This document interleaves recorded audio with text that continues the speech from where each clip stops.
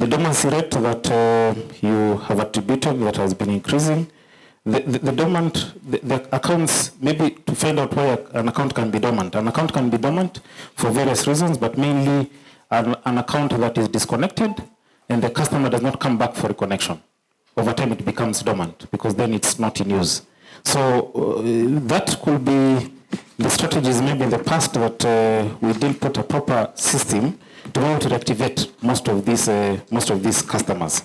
The new billing system that I'm talking about, that I've been so loud about, is helping us to address these issues of inactive accounts. Because there are many cases that you realize that a customer is disconnected on the ground, but in the system, he's still active. Or a customer is disconnected in the system, but on the ground, he's still inactive. That is all data. And if you look at those in huge numbers. Why? Because we used to use manual disconnection systems. But right now we are putting a modern technology on the disconnection. That the officer that is disconnecting can disconnect a customer on the ground as they disconnect them physically. Okay, they disconnect them in the system and they disconnect them on the ground. Now that helps us to get clean data on these disconnections.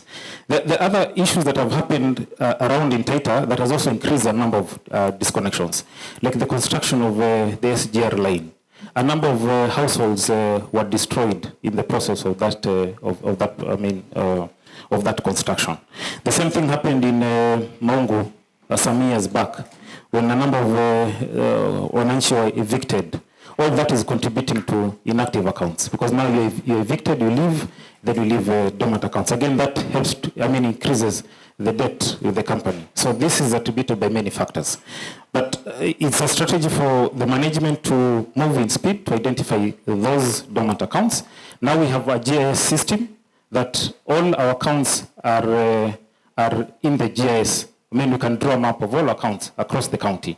So that means that it's easier to trace where an account is. Before we used to trace accounts manually, which made it impossible. So the strategies that we put in place and more strategies that the new team that is coming, if more strategies they put in place, then can help reduce the number of inactive accounts.